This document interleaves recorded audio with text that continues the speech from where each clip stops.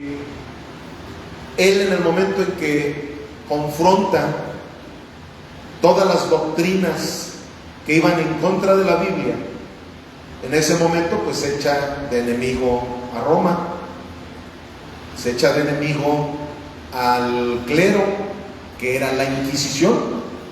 Y por si ustedes no lo sabían, pero el ejército inquisidor era más fuerte que el ejército alemán y que el ejército inglés y que cualquier ejército del mundo antiguo. Y lo quisieron hacer lo mismo que hicieron con los pre-reformadores, como con un John Knox, que los desaparecieron del mapa. Pero la mano de Dios hizo que hubiera instrumentos ahí en Alemania para que el príncipe de Alemania lo guardara, lo protegiera y lo llevaran a encerrar un año. Estuvo encerrado para que el clero, para que la Inquisición se destanteara y no supieran en dónde estaba. Y en ese año él se puso a editar la Biblia del latín al alemán, bueno, el Nuevo Testamento. De hecho, fueron como 3 meses, creo, en los cuales él ya había traducido, y como en ese entonces estaba estrenando la imprenta también, y justamente en Alemania, o sea, no fueron coincidencias, eran diosidencias. Esas diosidencias llevaron a que se empezaran a imprimir las primeras Biblias. Y de hecho ya desde antes él había echado mano de la imprenta para imprimir precisamente sus tesis y todo lo que había estado levantando al pueblo, porque él ni se lo imaginaba, pero ese tiempo que él estuvo encerrado ya se estaba armando una revolución tremenda, una revolución que fue ganada incluso por los reformadores. O sea, por eso es que en Europa ahí sí puedes encontrar sana doctrina en cualquier lugar en donde te encuentres. No como en América. En América es dificilísimo encontrar la sana doctrina. ¿Por qué? Porque a América llegaron después unos reformadores, entre comillas, porque venían de la Reforma, pero no eran de la Reforma. Uno de ellos, que fue el más importante, fue Joaquín Arminio. Él, a pesar de que había sido un discípulo de la escuela de Calvino, que Calvino había sido la persona que Dios usó para que toda esa reforma protestante se llevara a cabo de una manera teológica. Por eso algunos dicen que Martín Lutero tenía la espada y Juan Calvino tenía la pluma.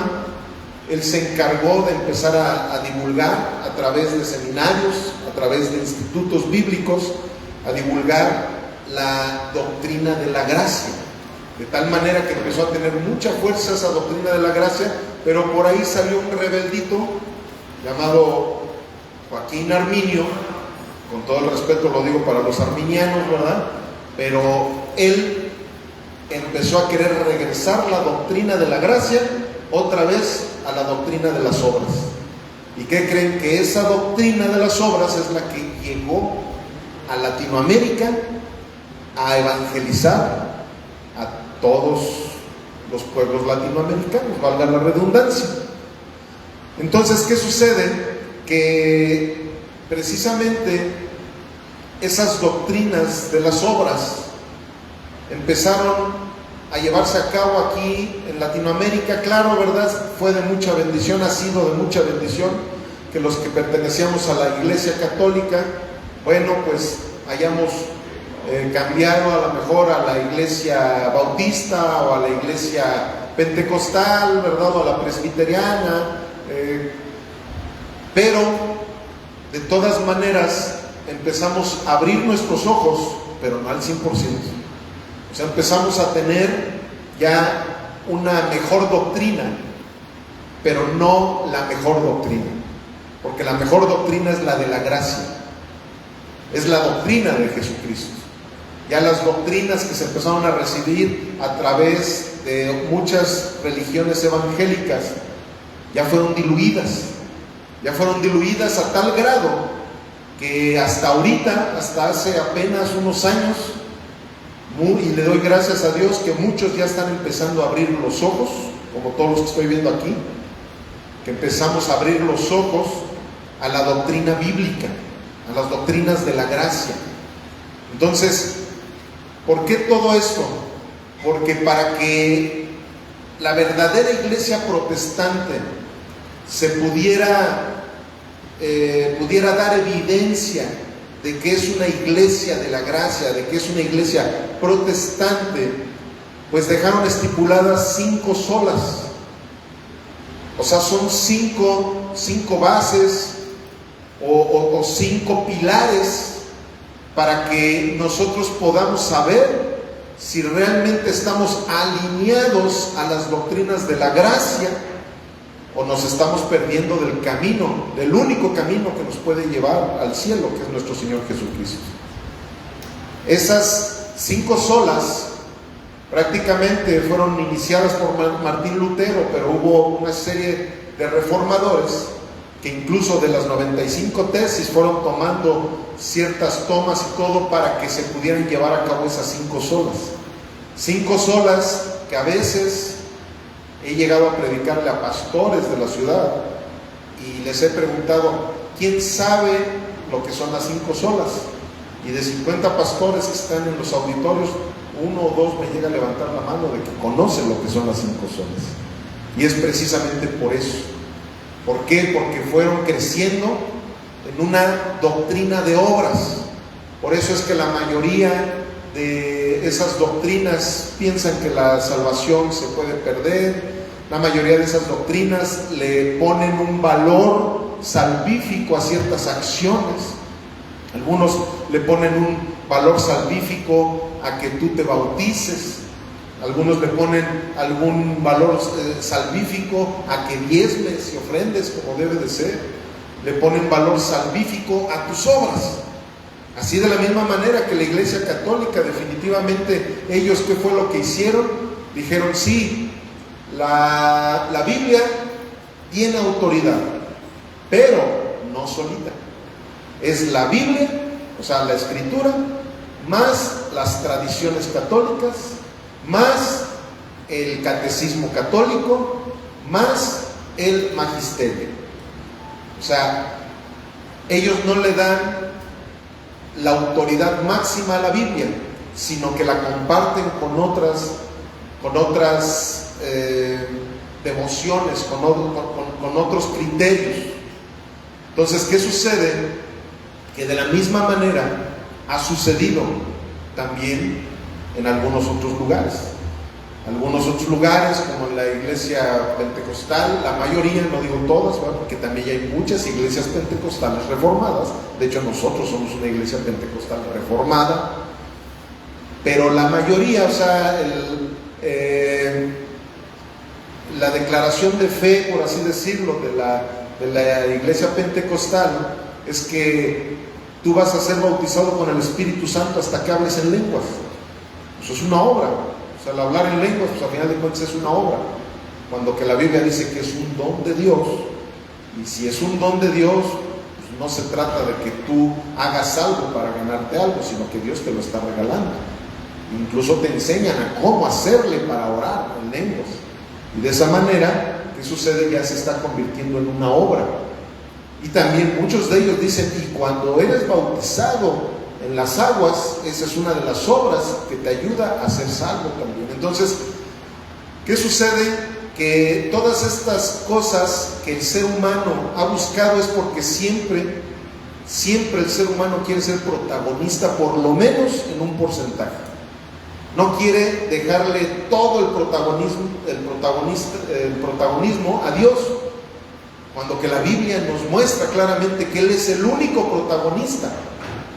Él fue el que nos creó y no nosotros a nosotros mismos. Entonces, precisamente con todas estas situaciones que estamos hablando, llegó al corazón de Martín Lutero algo que llega al corazón de todos los pastores que predicamos las doctrinas de la gracia. Un celo por abrazar y por proteger la Escritura. Que sea solo la Escritura la que nos dé realmente la palabra que nosotros necesitamos escuchar para nuestra salvación. Entonces, esas 5 solas fueron precisamente hechas, de hecho ahí en nuestra lona, si ven, ahí están las 5 solas, y es muy raro que tú llegues a una congregación cristiana y que veas que ahí están las 5 solas. Ahí tenemos otra lonita, en donde alrededor de esa lonita, ahí están también las 5 solas. Entonces, vamos a estar predicando sobre las 5 solas, y la primera que vamos a llevar a cabo, pues es la base de las 5 solas, que es sola escritura. Sola escritura. Y a ver, ¿cuál es el tema de hoy? Okay. ¿Y en qué cita la vamos a ver? Segunda de Pedro 1, 16 al 21. Hay muchas citas que se pueden usar para entender que la Biblia es la única fuente de salvación, que la Biblia es la única que tiene la autoridad para darnos vida eterna. Y ahorita lo vamos a ver por qué, porque a alguno pues, se puede preguntar, no, pues es Jesús, ¿no?, el que nos da vida eterna. Sí, y en Juan 1:1 que dice que Jesús es el Verbo. Jesús es la Biblia. O sea, aquí nosotros nos vamos a dar cuenta que esas 5 solas apuntan todas a Jesús. O sea, Jesús son las 5 solas. O sea, todo esto fue escrito de alguna manera o fue decretado, porque eso sí fue decretado en la iglesia evangélica protestante, para que si tú estás caminando sobre las 5 solas, tú puedas tener la confianza de que realmente estás caminando con Jesucristo. Si tú estás fuera de las 5 solas, ya sea de una, ya sea de otra, o ya sea de las 5, definitivamente tú no puedes decir que eres un verdadero cristiano. ¿Por qué? Porque estás tomando doctrinas de hombres. O sea, estás queriendo mezclar, estás queriendo diluir. O sea, es como si yo aquí tengo un pomo de una loción muy fina, un Chanel. Aquí tengo yo un pomo que es de medio litro, ese pomito, y lo tengo a la mitad, y la otra mitad ustedes ven que yo lo lleno con alcohol del 96. A lo mejor va a seguir oliendo, ¿verdad?, al Chanel, va a seguir, ay, qué rico huele, esto es Chanel, y el que no lo conozca, el que no sepa, va a decir, no, esto es Chanel. Pero el que conozca se va a dar cuenta de que está diluido. ¿Me explico? Entonces, ¿qué quiere decir? Que ya no es genuino. Aunque la mitad haya sido genuina, ya por haberle metido en la otra mitad de alcohol del 96, ya no es genuino. Y cuando dije pomo, a los borrachitos luego se les vino a la mente un tequila, ¿verdad? Pero no iba yo a hablar del Chanel. Pero ¿qué sucede? Que incluso con la bebida alcohólica pasa lo mismo. ¿Cuántos no adulteran, verdad?, las bebidas alcohólicas? ¿Y qué pasa cuando adulteran las bebidas alcohólicas? Se quedan ciegos. O sea, causa ceguera una bebida adulterada. Bueno, pues desgraciadamente así pasa. Cuando tú tienes el corazón de la doctrina bíblica, de la gracia, tú vas a ser muy celoso de la doctrina. Por eso alguien que tiene un corazón reformado, o un corazón de la gracia, siempre vamos a ser muy, muy celosos de la doctrina. Hay gente que quiere menospreciar la doctrina. ¿Por qué? Porque no les conviene darle ese abrazo, ese aprecio a la doctrina, porque la diluyen.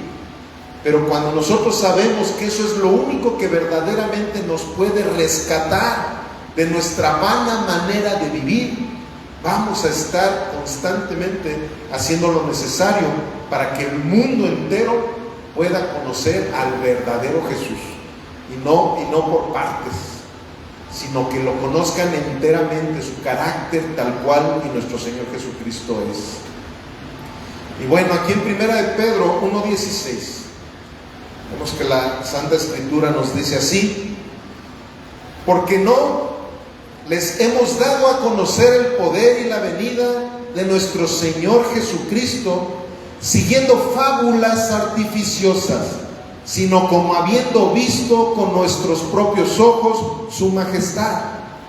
Pues cuando Él recibió de Dios Padre honra y gloria, le fue enviada desde la magnífica gloria una voz que decía: este es mi Hijo amado, en el cual tengo complacencia.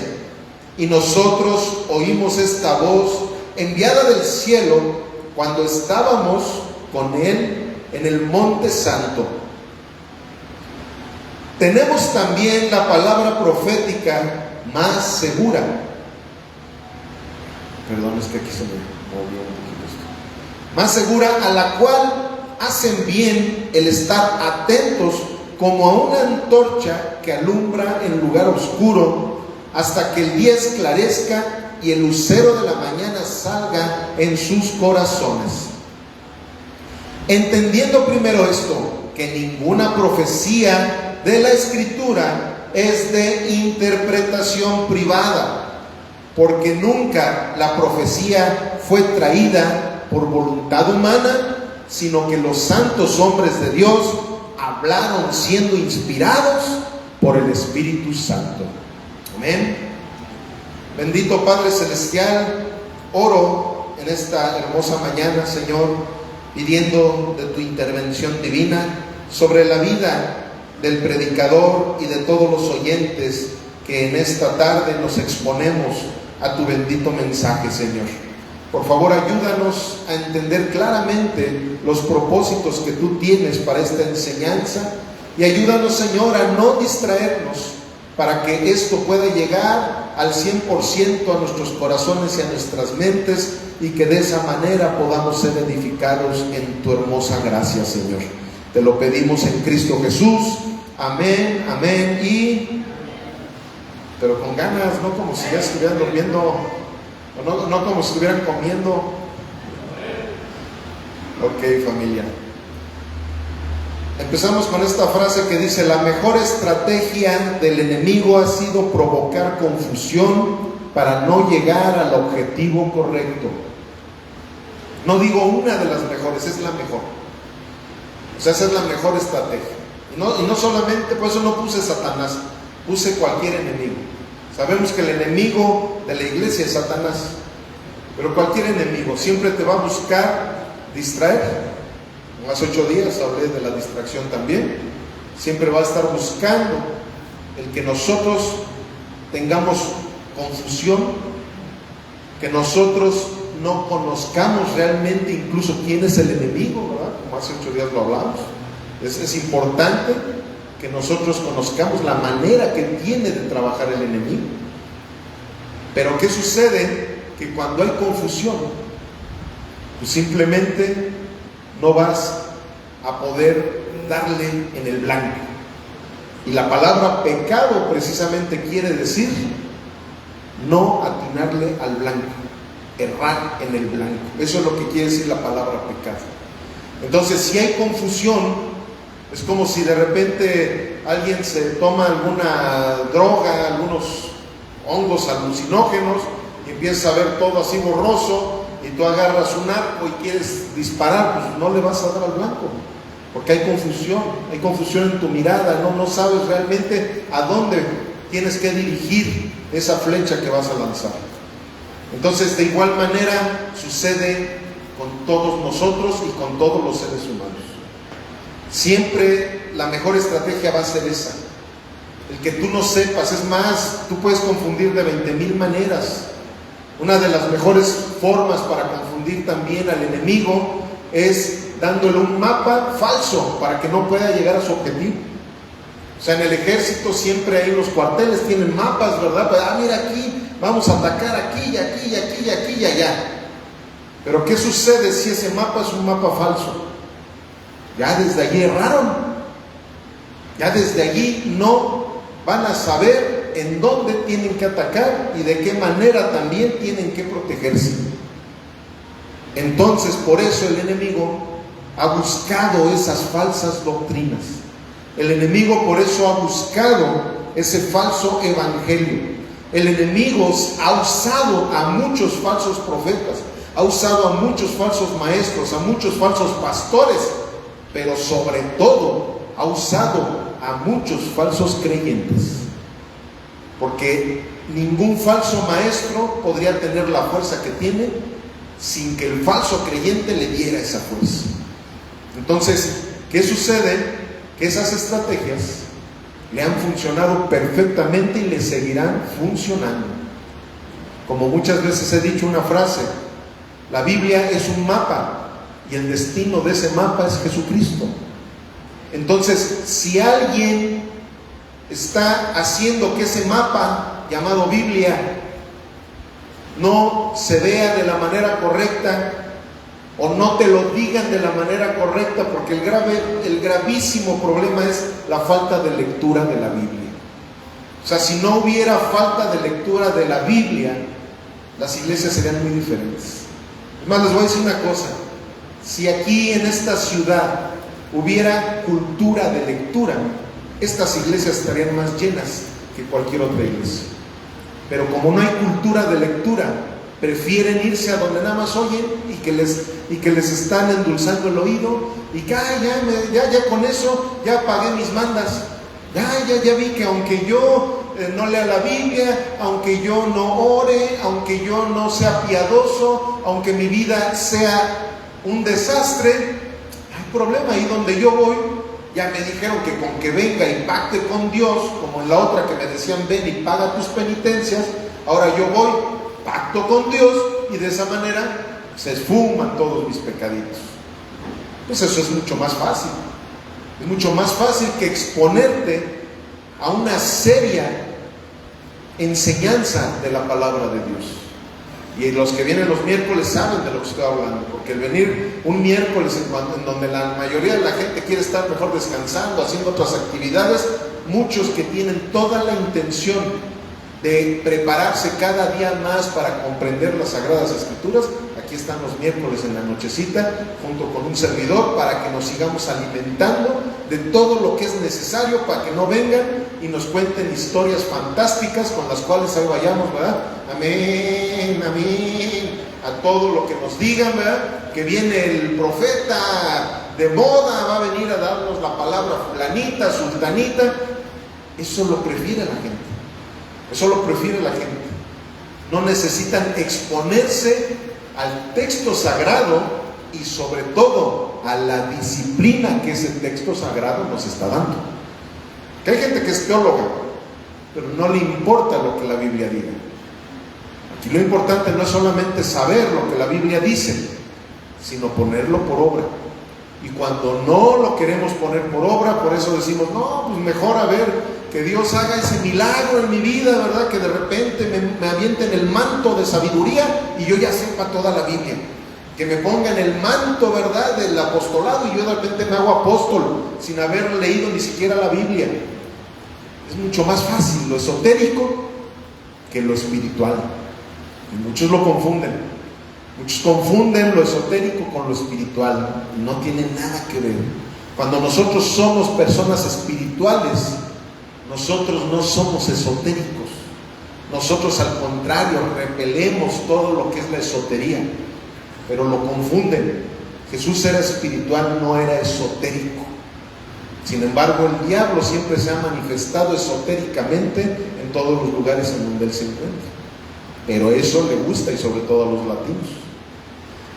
Vamos a hacer la exégesis de nuestra cita aquí en 2 de Pedro 1:16. Dice: porque no les hemos dado a conocer el poder y la venida de nuestro Señor Jesucristo siguiendo fábulas artificiosas, sino como habiendo visto con nuestros propios ojos su majestad. Jesús no es una fábula artificiosa, como en algunos lugares lo quieren llegar a hacer ver. Eso era parte de lo que estaba sucediendo con Martín Lutero desde aquel entonces, cuando él empezó a ver que en esa doctrina romana enseñaban puras fábulas artificiosas. en donde cuando él llega a Roma, él se sorprende porque él pensaba que él iba a llegar a las compuertas del cielo, porque él era un religioso fanático. Él pensaba que era la única manera de poder conocer a Dios a través de esa religión. Sin embargo, en sus escritos dice que él, cuando llegó, se sorprendió de ver a la cueva de ladrones que estaba llegando, que estaba entrando, en donde la esotería estaba todo lo que daba.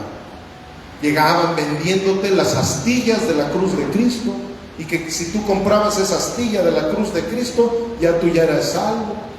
Que te vendían un pedacito, una espinita de la corona de Cristo, y que una serie de mafufadas, como dicen en mi pueblo, que él se empezó a percatar de que esas eran puras fábulas artificiosas con las que él había estado viviendo durante toda su vida. Pero la Biblia no son fábulas artificiosas. Precisamente en este siglo XXI es mucho más fácil predicar sobre solo escritura, y les voy a decir por qué. Porque en estos momentos, tanto la ciencia como la arqueología, como la historia universal y muchas otras instituciones reconocidas por el mundo entero, de igual manera han reconocido a la Biblia como un verdadero libro sagrado. En aquel entonces era muy difícil, ¿verdad?, que alguien pudiera decir la Biblia es un libro sagrado, y sin embargo ahorita no. Ahorita ya perfectamente la misma ciencia que en un tiempo llegó a estar peleada con la Biblia, ahora abraza a la Biblia incluso para ayudarse en todas sus investigaciones. Es un libro el cual las estadísticas también lo han dicho claramente, es el libro más amado, pero también el libro más odiado. Han habido muchísimas personas o personajes que han intentado destruir todas las Biblias del planeta. No lo han logrado. No lo han logrado. ¿Por qué? Porque es la Biblia, es la palabra de Dios. Es un libro divino. Es un libro que no lo puedes comparar con ningún otro de los libros hechos por los seres humanos. Porque sabemos que esto fue escrito por hombres, pero totalmente inspirado por el Espíritu Santo. Pero ¿qué sucede? Que por eso ha sido tan atacado. Porque es lo único, y lo vimos hace 8 días con la armadura de Dios.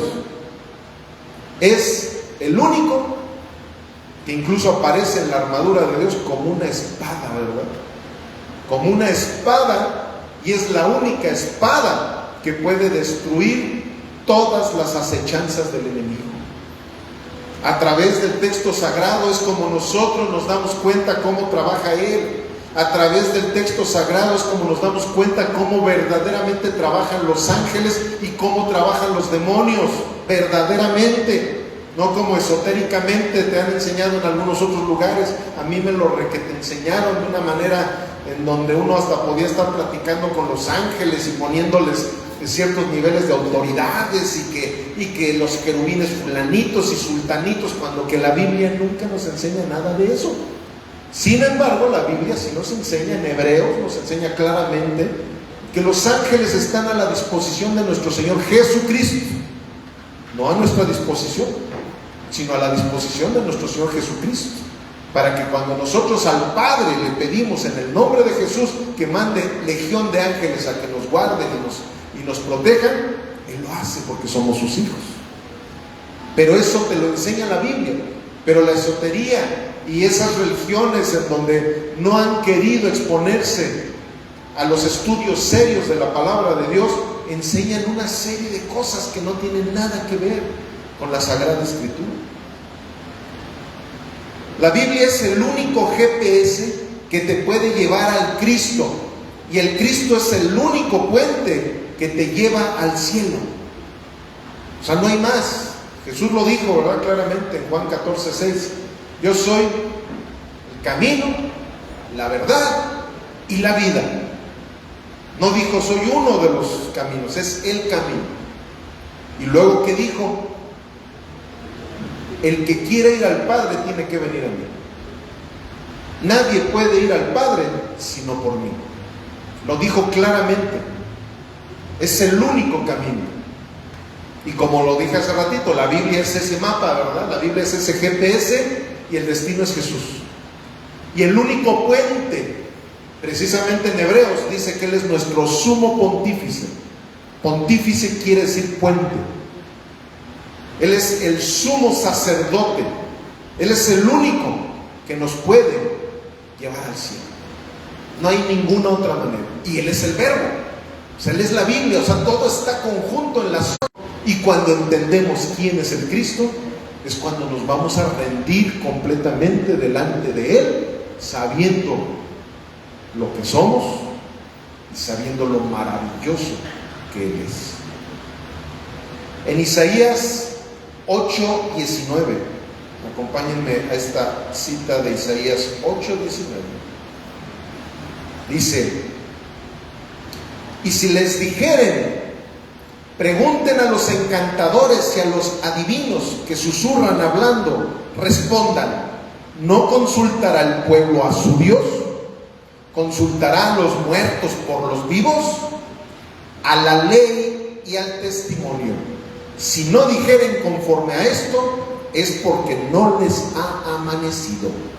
Y pasarán por la tierra fatigados y hambrientos, y acontecerá que teniendo hambre se enojarán y maldecirán a su rey y a su Dios, levantando el rostro en alto, y mirarán a la tierra, y aquí tribulación y tinieblas, oscuridad y angustia, y serán sumidos en las tinieblas. El verso 20 dice: a la ley y al testimonio, si no dijeren conforme a esto, es porque no les ha amanecido. ¿Cuál es la ley? El testimonio, la Biblia, es la Sagrada Escritura. O sea, desde el antiguo pacto, los profetas, que ellos mismos fueron los que se encargaron de escribir la mayoría del antiguo pacto, sabían la autoridad que el texto sagrado tiene para poder verdaderamente saber si alguien está alineado al corazón de Dios o alguien está alineado al corazón de los hombres, empezando por su propio corazón, ¿verdad? Porque engañoso es el corazón más que todas las cosas, y perverso. ¿Quién lo conocerá? Digan conmigo: sin Cristo estás en tinieblas. Pero con convicción, familiar. 1, 2, 3. Sin Cristo estás en tinieblas. Porque de otra forma, nosotros pensamos tener esa luz que necesitamos, ¿verdad?, para caminar en este mundo, ¿verdad? Porque se nos enseña a hacer business, ¿verdad? Se nos enseña ciertas cosas para creer que estamos caminando de una manera clara, de una manera contundente. Pero cuando no estás en Cristo, la realidad es que tu vida es totalmente inestable. Tan inestable que por eso dependes tanto del dinero. Tan inestable que por eso necesitas tanto de los seres humanos que te rodean.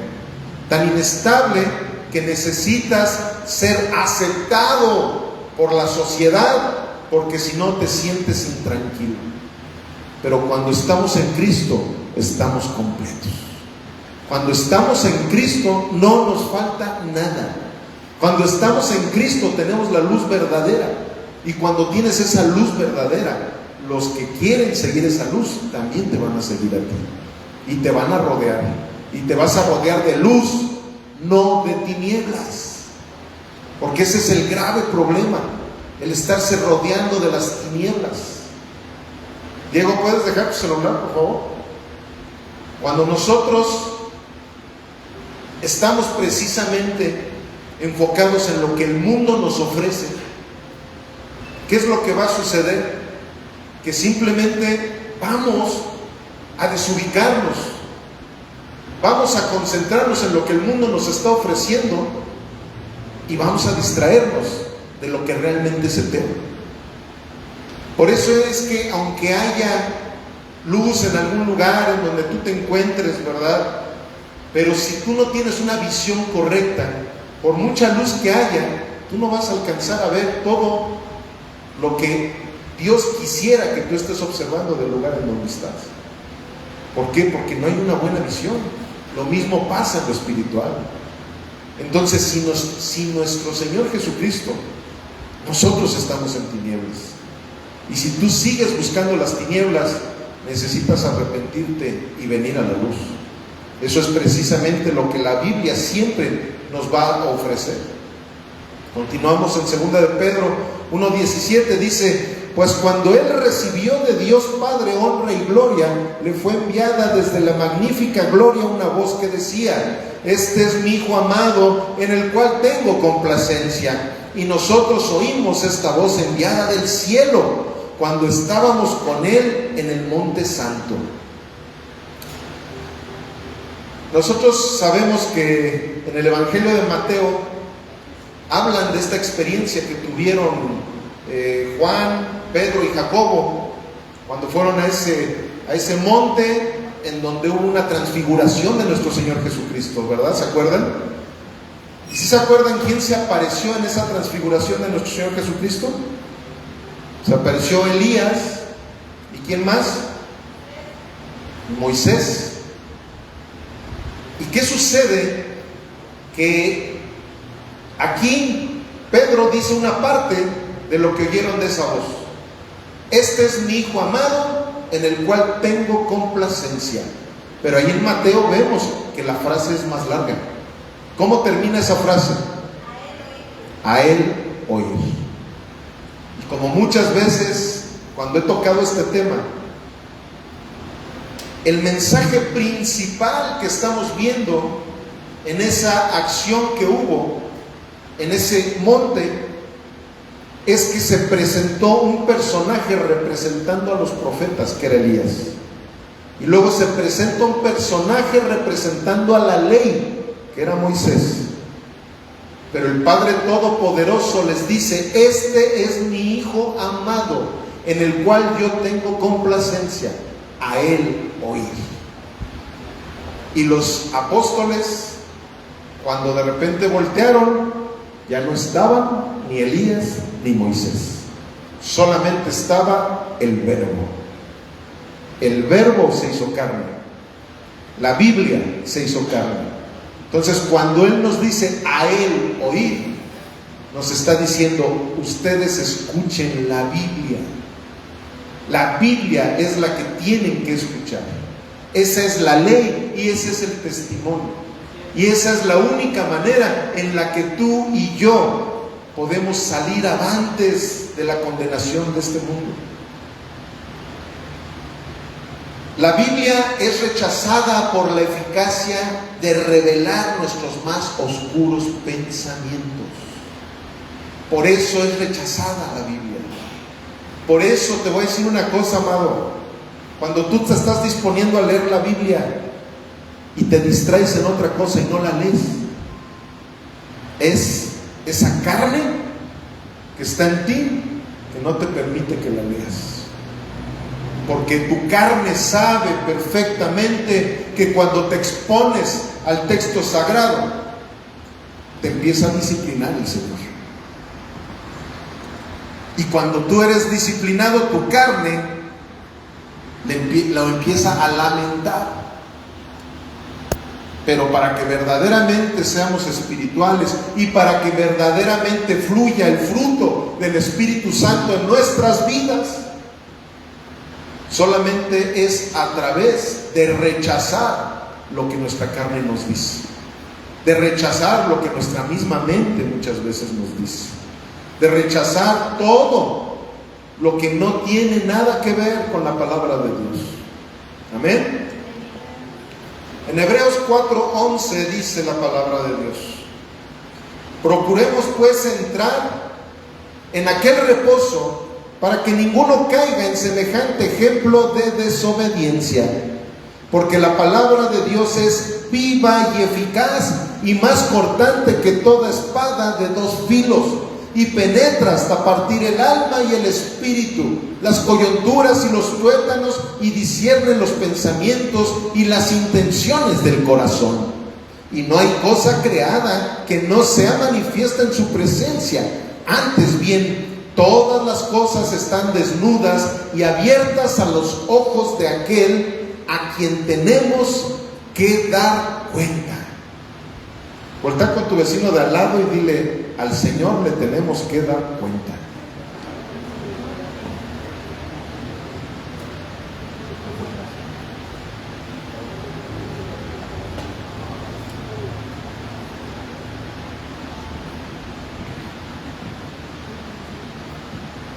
La palabra de Dios es viva y eficaz, ¿verdad? Y es como esa espada de doble filo. Por eso es tan rechazada, porque el príncipe de este mundo no nos permite que leamos la Biblia como debe de ser. Y me pongo en primera persona. Yo quisiera leer mucho más la Biblia de lo que la leo. Quisiera leer mucho más la Biblia. Pero ¿qué sucede, familia? Que si nosotros nos descuidamos en la lectura de la Biblia, es porque nuestra carne está tomando ventaja. Y si nosotros no entendemos que solamente a través de la Biblia es como vamos a poder resistir todos esos ataques que el enemigo continuamente nos viene a traer. Simplemente ahorita, o sea, el enemigo está, algunos que se están queriendo dormir, es que el enemigo está tratando de, por medio de tu carne, distraerte de lo que la palabra de Dios dice. Si el enemigo se metió al corazón de muchas de las personas que dejaron vacías sus sillas, es precisamente porque no nos hemos nosotros expuesto de la manera correcta al texto sagrado. Nosotros no vivimos bíblicamente. La Biblia muchas veces la usamos ya nada más como un amuleto para pensar que somos salvos y que vamos a estar en la presencia de Dios cuando nuestro cuerpecito ya nos falle. Porque miren, todos los que estamos aquí nos vamos a morir. Sorpresota, ¿verdad? Algunos de diabetes, algunos de cáncer, algunos a lo mejor de algún accidente, algunos de algún paro respiratorio, algunos de una gripa nueva que ya llegó de por allá de China, qué sé yo. Pero que nos morimos, nos morimos. Y es para lo que nunca nos preparamos. O sea, queremos prepararnos para las vacaciones. Muchos ya están preparando para la Navidad. Queremos prepararnos para una boda. Queremos prepararnos pero para el día que tarde que temprano va a llegar, no nos preparamos. Es algo bien incoherente, pero ¿saben por qué? Porque las cuestiones espirituales son más fuertes que las naturales. Entonces, si nosotros no nos estamos percatando de lo que la Sagrada Escritura nos dice todos los días de nuestra vida, es porque no nos exponemos a ella de la manera correcta. Yo lo veo, han habido personas de cristianos de años y que de repente actúan como niños. ¿Por qué? Porque son cristianos que no leen la Biblia. Me suena como oxímoron, ¿verdad? Como un hielo caliente. Si eres cristiano, tienes que leer la Biblia. Y cuando nos exponemos de la manera correcta a la Sagrada Escritura, nos apasionamos cada día más. Yo, cuando la gente es muy faltista a la iglesia, cuando la gente no ora de la manera correcta, cuando la gente actúa inmaduramente Con eso luego me doy cuenta si leen su Biblia o no la leen. Con eso. ¿Por qué? Porque cuando nosotros estamos involucrados a este libro tan hermoso, nosotros vivimos en ese. Es más, es como cuando tú estás leyendo cualquier otro libro. Si eres un buen lector, yo cuando empiezo a leer un libro, me apasiono de tal manera que siento que estoy caminando donde esas personas van caminando, que si hablan del aire que pasa, siento ese aire, ese mismo aire, y llega un momento en que cierro el libro, hago mis actividades y lo traigo aquí. Y estoy platicando con alguien, sí, mira, como dice el autor fulanito de tal en su libro, fíjate, está bien padre esto, mira, una fábula, ¿verdad? ¿Y qué? Y bla, bla, bla, bla, bla. Bueno, imagínense si eso pasa con cualquier otra literatura, y más cuando te la pasas leyendo la Biblia de la manera correcta, ¿verdad? No para estar dando bibliazos, de la manera correcta, en donde quieres encontrarte con nuestro Señor Jesucristo en cada centímetro de la Biblia, en cada coma, en cada acento, en cada frase. Pero ¿qué pasa? Que si no nos exponemos al texto sagrado, por eso es que somos tan fluctuantes. Por eso un día estamos con un ánimo y luego estamos con otro ánimo. Debemos de exponernos más a la Sagrada Escritura, familia. Y les estoy diciendo debemos. Yo también. Yo necesito exponerme más a la Sagrada Escritura. Esta es una reflexión que el Señor está trayendo a todos nosotros. Entendamos, Él es el único que puede desnudar nuestros corazones para ver cosas que hasta nosotros mismos no las sabíamos que había dentro de nosotros, tanto las buenas como las malas.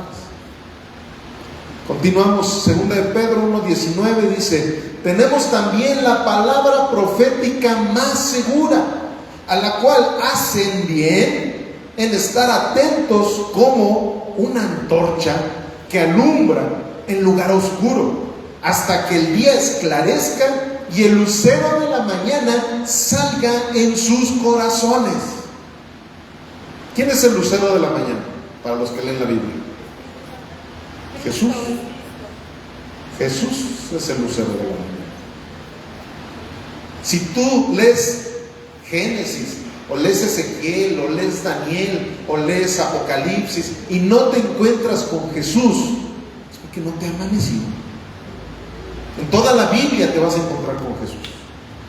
Por eso necesitas exponerte de la manera correcta, como en tu iglesia se ha llevado a cabo los estudios y todo lo que es necesario para que nosotros nos expongamos al texto sagrado de la manera correcta. No el de Tim Marín, ¿verdad? Como hay veces que algunos tienen la idea, pues así cierro los ojos, donde tú me digas y le abro, híjole, sí me habló el Señor, miren. Sí, ya vi aquí que dice esto, que dice el otro, pero realmente eso es lo que Dios te quería decir en ese momento. No, simplemente Dios estaba hablándole a lo mejor al pueblo hebreo, y tú ya estás queriendo tomar esa cita para ti, cuando que no tenía nada que ver contigo. Así no es como se lee la Biblia. Eso ha sido una mentira. ¿Cómo se le llama eso? Es que les gustan las suertes, ¿no? O sea, como supersticiosa. Muy comodina. Ándale. O sea, no, tú te tienes que exponer. O sea, es como si yo voy a ver una película y ¿a qué horas es la película? A las 4 de la tarde, pero yo agarro y llego de Tim Marín, llego a las 4:30 o llego a las 5 o ya casi cuando vaya terminando. Pues no vas a saber ni de qué se trató bien la película. La Biblia se tiene que leer como debe de ser. Claro, empezando por el Nuevo Testamento, para que primero entendamos. Aquí sí la Biblia es bien importante hacerle como ahora ya en las películas le hacen, que empiezan con el final y luego ya se regresan al principio. Y se han dado cuenta, ¿no? Las series y las películas, y como que eso hasta lo hace más emocionante. Y ya cuando empiezas a ver, con razón, ya entendí por qué decía esto, ya entendí lo. Bueno, así es la Biblia. Primero hay que leer el Nuevo Testamento para conocer a nuestro Señor Jesucristo de una manera directa, y ya luego ahora sí, vámonos desde el Génesis y todo el Antiguo Testamento. Y como ya conociste, ya te entrevistaste, ya eres incluso hijo de Dios, ya el Antiguo Testamento lo vas a comprender perfectamente. Ya no vas a distorsionar nada de lo que vas a encontrarte con el Antiguo Testamento. La ignorancia espiritual confunde la sagrada palabra profética con simples adivinaciones esotéricas. Muchos que están en el internet ahorita dijeron ouch,